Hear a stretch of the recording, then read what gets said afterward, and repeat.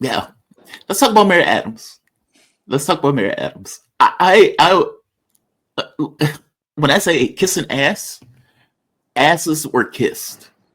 Now, Adams, if you think back when all of this started to happen, where there were criminal prosecutions against it, just for the audience, Mayor Adams had a corruption case that was against him. It was even so provocative that you had agents stopping him in order to take his electronic devices.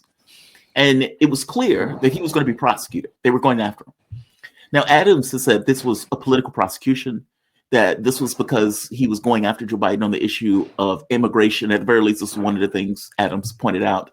I was against Joe Biden on his immigration policies, and Joe Biden was coming after me because of that. Now, I think that's nonsense, but whatever. That was the way he cast this. That was the way he spun this, that this was purely political prosecution. And he seemed to be more open to some of the things that Donald Trump was saying, even defending Donald Trump on various platforms. The View was a really good example where, that, like you say, honey badgers hate.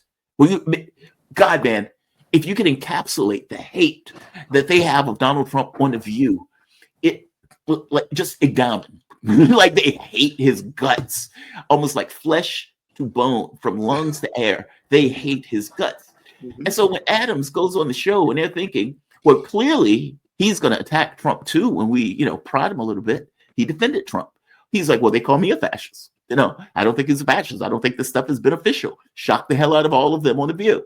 So, but that wasn't the only time when he effectively defended Donald Trump. And again, there's that race thing too. He's black. Why is he not attacking Trump? That part too, yeah.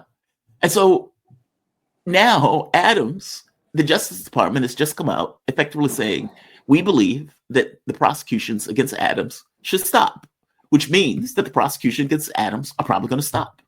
That's astonishing.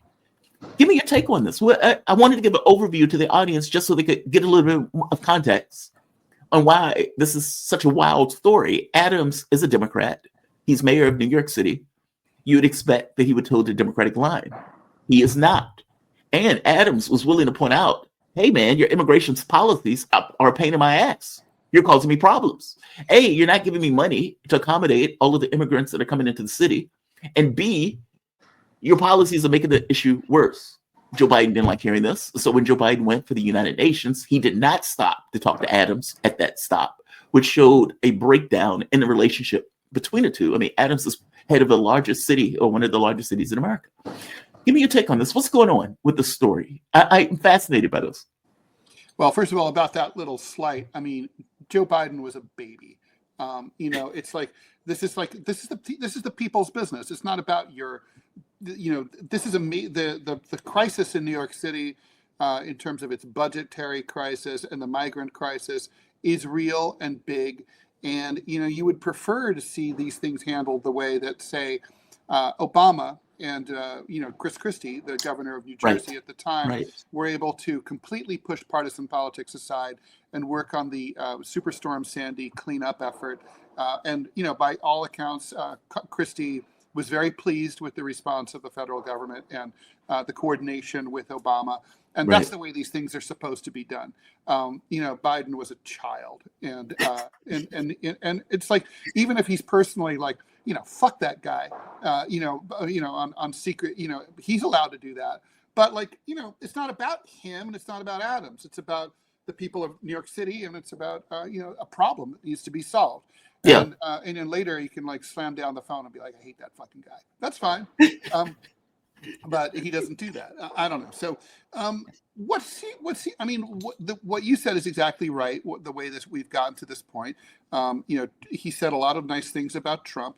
The most, this all basically came to pass when, he flew down to Mar-a-Lago for a private one-on-one meeting with the Trumpster, and nobody released what they talked about, but it was very clear that the mayor, who's facing serious charge, felony charges, and could go to prison, was down there, begging for a pardon, begging for some kind of relief. Begging for a pardon from Trump.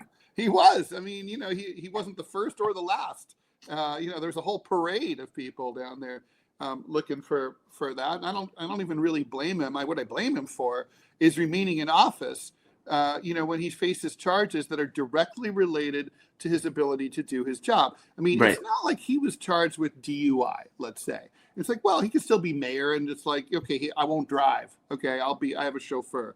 It's like, this is like you were accused of selling, your political influence for bribes. Okay, and everyone around you doing the same thing. It's like, so Yeah. this is directly about your political corruption. By the way, not like, former Vice President Agnew, who accepted bribes when he was the governor of Maryland, not as vice president, but had to step down anyway.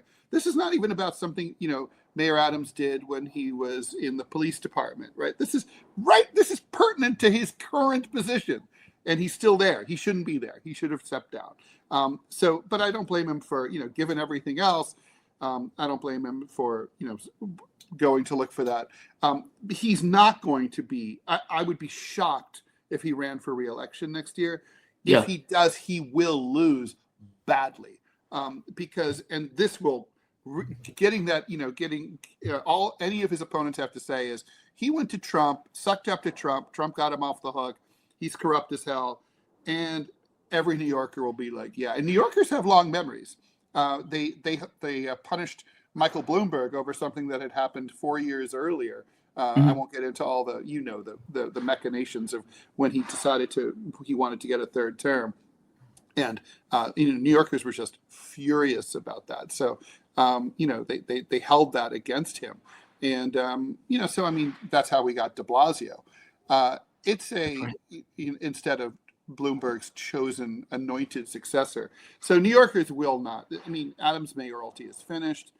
He hasn't accomplished anything in really at all in 4 years. There's 3 years. There's not much evidence that he tried either. Yeah. He doesn't get out much. I mean, and the jokes. I mean, he's a laughing stock. Like literally, like people will just you'll hear people say like, it's 6 o'clock in the morning. Like, the mayor must be just getting home from clubbing. Oh, that's so wrong. That is so wrong. But it's true. Like I remember, the videos that I remember him when he first got elected was him dancing in a club, and I'm like, okay, Bad. I get it's New York, but is this really like I don't want to At the nitpick height on of the that. pandemic too. Yeah. It was just a bad look, and it was that way all the way through. And no one was more locked down than we were, right? Because I mean, who lives in the smallest average square footage per home in America? New Yorkers. Okay, Yeah. like I live in a 1,400 square foot apartment. People walk in and they're like, "Oh my God, your place is huge." This is a mansion. Yeah. Yeah, no, I used to live in an 800 square foot apartment, and people would walk in and say, "This place is massive." Okay, that's what New York is like. So, so we were locked down. We were really locked down. There were people who were in apartments that were 500 square feet, looking out at an air shaft for basically like a year. I mean, we all lost our minds then. And then Adams is like running around, clubbing at that same exact time. What do you think he had to do to get this pardon? I mean, or to get this grace of the president? Because that's what it is. It's the grace of the president. The president is effectively telling the Justice Department, give the guy a break. And the Justice Department says, okay. Yeah. Well, what did he have to do? I suspect he probably didn't. I doubt this was a quid pro quo. I don't think Adams really has anything specific to offer Trump. I mean, I guess he certainly could, in his last year in office, sign off on all sorts of things that the Trump organization would like to see happen in terms of business projects. Maybe he just needs one. Maybe that's it. Who knows? Maybe I would suspect at most that's it. I think this is more about Trump views that the advantage to Trump is he gets to be seen as someone who does give grace to a Democrat, and a black Democrat, that goes counter to brand, for people who say that he's a racist. It also, and I think it also is his way of, the enemy of my enemy is my friend. He was on the outs with Biden and the Biden Democrats, and who fucked with me. So, I like him because he's not them. I don't think it's really more complicated than that. You know, it's also like, despite everything, even though he's reinvented himself as a Floridian and to a lesser extent a New Jerseyan, Trump will always be a New Yorker. And he is culturally, he's from here, he's of here, and he cares about what happens here. It's another way of like putting his, controlling the destiny of the future. I mean, who knows? What about immigration? Like, he seemed to have made immigration a hallmark of his presidency. This was one of the things, like the tip of the spear, that he used in his getting elected. I mean, I thought he talked about it too much, but apparently I was wrong. He was able to use it to get elected. New York is one of those sanctuary cities, so is California, that effectively is kind of like a fortress, even in the sense of illegal immigration. Mm-hmm.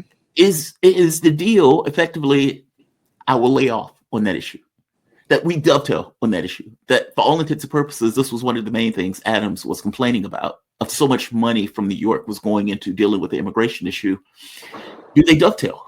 Where it's like, okay, I'll get this guy passed because anybody else is not going to allow me to affect my immigration agenda in New York City. Whereas Adams, whose ass I just saved from going to prison, will.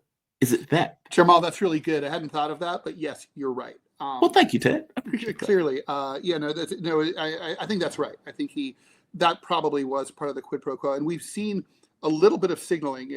Blink and you'll miss it, where Adams has said that he doesn't feel that the sanctuary city law has been serving the city very well, and that there's flexibility there. This has been, it had bipartisan support for years.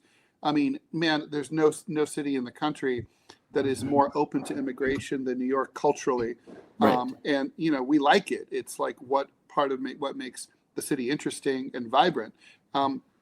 But things have gotten really out of control, and I think even among liberals, maybe they wouldn't admit it in public, but a lot of them wouldn't mind if I guess no one wants to see like little girls and their moms selling candy on the subway dragged off by ICE goons to Guantanamo. Of course. But if it's like some of the gangbangers who've been in the New York Post and on New York Channel 1, yelling insults, smirking at the cops, basically doing whatever they want and punching people in the face randomly. Those people, no one's going to care about. I mean, I care. I don't want them to go. I don't think anyone should be sent to Guantanamo. But I think the truth is, people just will turn a blind eye. Fascinating. Ted, my man, Ted Raw. He's a political cartoonist, syndicated columnist. Check Ted out 10 to 12 immediately at the ending of the show. He goes on with Manila Chan for TMI. You can get him on YouTube. Too much information. Ted, my man, thank you for this. Always appreciate talking to you. I always enjoy these conversations. Always so much fun. Anytime. Have a good one, man. Be safe. You too.